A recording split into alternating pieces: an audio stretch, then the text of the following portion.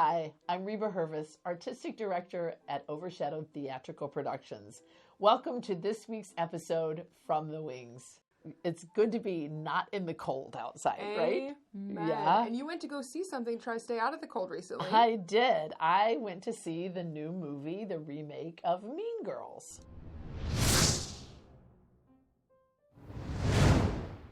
I'm so excited to hear what you have to say about it because I've only seen the old version, obviously. Okay.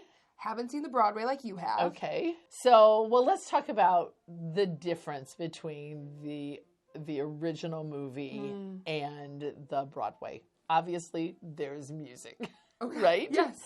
And so I think if I had anything that I liked the best, I'm going to say I'm a fan of the original movie. There was something more innocent, I think, about it. Now, maybe I just don't remember it the right way, but that's the way I remember it. And I even watched it a couple of months ago. It was running on TV, and I watched it again, and I was like, oh, yeah. There's just something heartwarming about the lessons that she learns. I think that's great. What I don't like is the other things that they have added to it. They smut it up a little bit, right? And so I went to see it on Broadway, and I kind of always go with the idea, can I do this at Overshadowed? And I felt like it's always cool to do a play that has a lot of women in it because sometimes you just can't find ones. And then right away I remembered that the main characters have picked a different sexual identification, right? Yep. And so there's that, and then there's a couple songs in there that I don't like the message and the language of the song and the gestures of the songs that go with it, and the dancing is a little bit more suggestive. And so right away I was like, this is not something that I could do. I don't like what they are doing to it to get their message across. Yeah. I personally could never get past how raunchy they made it. Yep, okay. So I personally, like, the movie itself, I wouldn't recommend. You would never have, not even the first one. I've seen it, but my mom doesn't know I've seen it. Oh, well, she does now. No, she does. Hi, so Mom. I would never suggest personally anyone to watch it. Right. But I can see where you can get that out of it if you're someone who can look past a lot of right. that. Mm-hmm. But I was just so turned off by how overboard they went with a lot of the jokes. And I think it was a film of its time too. Like it took leaps and bounds that other movies weren't taking during that time. But now it's like with Euphoria, this stuff is child's play, which is so sad that it's child's play now. Yes. Yeah. So first of all, I guess they haven't really advertised the new remake as a musical. I heard about this. Like Les Mis, when they remade the movie and they made it into a musical movie. It's kind of that same thing. Yeah. And so right away they open it, and so for people like me who've seen both, I'm like, ooh. So they didn't really do either one well. Like, that's what I heard. I understand, remaking the movie, although it isn't old enough to really remake it.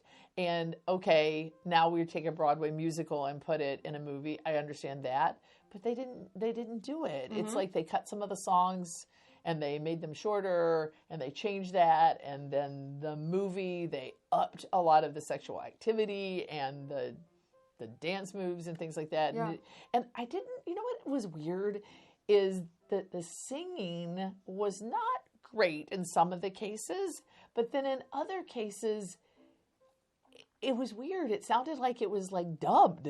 Wow. And so I didn't like the musical quality. It's not like I was watching it going, oh, wow, this is enjoyable. I didn't like it. I heard it's because they did not cast singers. Like, they chose to do it, the musical version, but they chose because of PR, a PR stunt. Basically, they didn't want to make the non-theater kids not come out and see the show, so that's why they didn't post it as being a musical. So they knew the musical theater nerds will find out it's a musical, and they'll come and see it, but then everyone else wouldn't be turned off by it being a musical because they didn't know it was a musical. So they would got come, there, right, but they didn't take time to make sure all the extras could sing. Do you remember Spirited? Oh, Spirited, yes. You loved Will Ferrell that he couldn't sing kind of at all. Yes. But it was just him breaking out in songs. So that's something very unique to you that you enjoy that. Yeah. But whereas like maybe other people go, they're like, if you're going to sing, then you have to do it. Right. I expect singing. And I would say that the difference is that I know that like when I'm casting a musical, there are some musicals you can't do that to. Yep. So if I'm doing Sound of Music and I cast a Maria who cannot sing, that's ridiculous. Yes. I can cast a captain who cannot sing very well, though, because Christopher Plummer also could not sing. They dubbed him in the movie. I just found that out. Right? Like, recently. I was like, but then they released, I guess recently, him actually singing, and he wasn't horrible. Right. But he wasn't like... Right. Yeah. So there's some parts you can do that for, but I think that in this day and age, if you're going to take a movie and make it a musical, or take the Broadway musical and try to put it again, that you have to cast with singers. What scares me is that these young tweens who are going into the movie who might not have enough discernment to get what the real point of the movie is, might look at the Regina George character or the Katie Caddy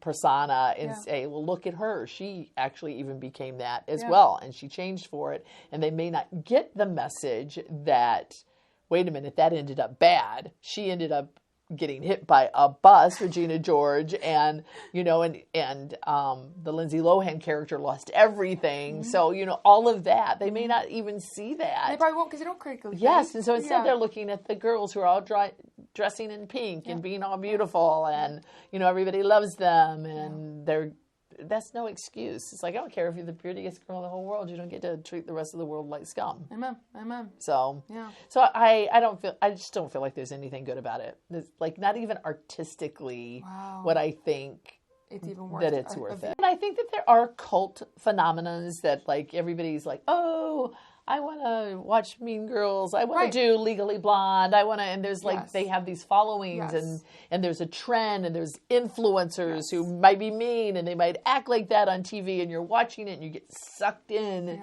to this being glittering in gold, but all that glitters is not gold. And I think that that's something we need to remember and protect ourselves from, and protect our girls from. Amen. Amen. You're worth more. Amen. You're just worth more. You're a daughter of the King. Amen. Until next time, this is just me. And me. Talking to you. From the wings.